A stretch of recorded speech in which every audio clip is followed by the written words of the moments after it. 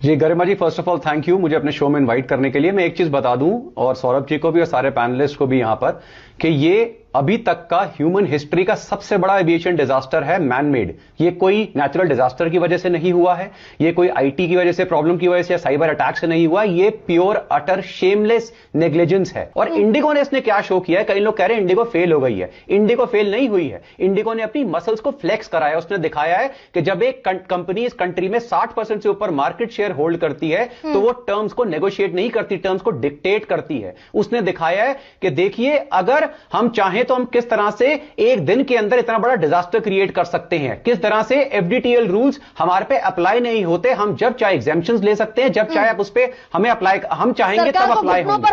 मैं कुछ बहुत इंपॉर्टेंट सवाल, अक्षय सरल बिल्कुल बिल्कुल, और एक सवाल घुटनों पर ला सकते हैं। बिल्कुल गरिमा जी, और एक चीज और देखिए, जो अहम सवाल है यहां पर, सबसे पहला सवाल यह आता है कि 2 साल का लीड टाइम होने के बावजूद FDTL rules multiple times Indigo के कहने पर शिफ्ट करे गए। और जब एयर इंडिया 171 क्रैश हुआ, इसके बाद जब डीजीसीए और एविएशन मिनिस्ट्री स्ट्रिक्ट हुई है, तब उन्होंने बोला है कि किसी भी तरह से अब हमें अप्लाई करने हैं। और ये वो कंपनी है जिसका फाइनेंशियल ईयर 2025 में 7,258 करोड़ का प्रॉफिट शो किया है, दी मोस्ट प्रॉफिटेबल एयरलाइंस इस समय जो इस कंट्री में है। इसके बावजूद इन्होंने इस रूल्स को अप्लाई नहीं करा है, नंबर 1। नंबर 2, ये जो कंपनसेशन की बात कर रहे हैं पैसेंजर्स की, जैसे भी आपने भी पॉइंट उठाया है कि उन्हें टिकट के पैसे दे देंगे, टिकट के पैसों से क्या होने वाला है? वो जो एग्नी वहां फेस कर रहे हैं, दर्द फेस कर रहे हैं, उनके हजारों लाखों रुपए स्पेंड हो रहे हैं, जो चीज 2 साल से नहीं हुई। मुझे नहीं पता 10 फरवरी तक जहां पे एग्जेम्पशन दी उसमें क्या होने वाला है। क्या डीजीसीए को यह नहीं पता था कि इंडिगो ने कितने सालों से अपनी हायरिंग के ऊपर फ्रीज लगाया हुआ है, और उसके बावजूद ये सेक्टर पे सेक्टर फ्लाइट फ्रीक्वेंसी को इंक्रीज करते जा रहे हैं। और अब जब उन्होंने एग्जेम्पशन दी है दोबारा एफडीटीएल की, जो सारी पायलट एसोसिएशन कह रही है नहीं देनी चाहिए, इन पे लीगल एक्शन होना चाहिए, तब उन्होंने हायरिंग शुरू करी है। 2 महीने में ऐसा क्या करने वाले हैं? देखिए, अगेन दोबारा इंडिगो ने यही चीज शो करी है जो हम देखते आ रहे हैं इस देश में, कि अगर आपके पास पावर और पैसा है तो रूल्स को अपने हिसाब से आप बेंड कर सकते हैं जब आप चाहें। यही इंडिगो ने शो करा है और बहुत क्लियरली दिख रहा है।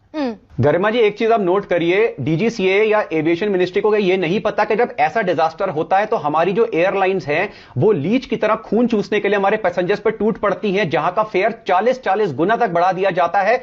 इस डिजास्टर में हमने देखा। First of all, Shweta, thank you. And there are a lot of questions to be asked right now. But to start with, this is the biggest man-made fiasco in the aviation history, not just in India, internationally also. And this is not due to some natural disaster or some cyber attack or IT issue. It's mainly due to utter negligence. Now, some people are saying the Indigo Airlines has failed. I simply disagree. It hasn't. It has actually flexed. It has flexed its muscles. It has shown that who's in charge of aviation in India. It has shown that the new FDTL rules, simply which are meant to cut fatigue and improve safety, were not for them. It showed again that in India, if you have power and money, you don't have to negotiate. You can actually dictate. It showed that when a player controls over 60% of the aviation market share, you can trigger a nationwide chaos to influence regulations in their own favor. Almost all the pilot associations are shouting on top of their voice to immediately apply and give no compensation in terms of FDTL rules and take a strong legal actions. Now, there are very strong questions I want to ask. Number 1, please give me one reason why with 2-year lead time, India's most profitable airlines with a net profit of more than 7,258 crores in financial year 25 cannot comply with the FDTL rules. Number 2, how come other major domestic airlines have adjusted to the rules and they are maintaining their buffer crew strength? Number 3, despite of the most horrifying Air India 171 crash this year, you are still being granted exemption from the FDTL rule. Why is DGCA and the Aviation Ministry doing it? Number 4, and which is very important, why are passengers being compensated only by the amount which they are spending on their tickets? What about the agony they are going through? What about the hotel bills they are spending there? What about the food? Why not they are being compensated with much more amount, and as a punishment, the Indigo is paying for it? Number 5, did DGCA or Aviation Ministry not know that Indigo has applied a hiring freeze since years and only began recruiting new pilots now when the exemptions have been given?